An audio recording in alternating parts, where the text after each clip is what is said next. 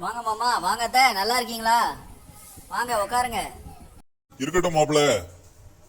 என்ன விஷயம் சொல்லுங்க. ஒண்ணும் இல்ல மாப்பிள, ஆடி மாசம் வந்துருச்சு, அதான் பொண்ணு அழைச்சின்னு போலான்னு வந்தோம். ஆடி மாசமா மாமா?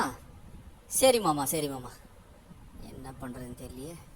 இந்தாங்க, தாராளமா உங்க பொண்ணை கூட்டிட்டு போங்க. அத்தை கொஞ்சம் இந்த பக்கம் வாங்க. நானும் அத்தையும் இங்க, நீங்களும் உங்க பொண்ணும் அங்க. எப்படி ஐடியா நல்லா இருக்கா மாமா? போங்க மாப்பிள்ள, ஒரே வெக்கமா இருக்கு.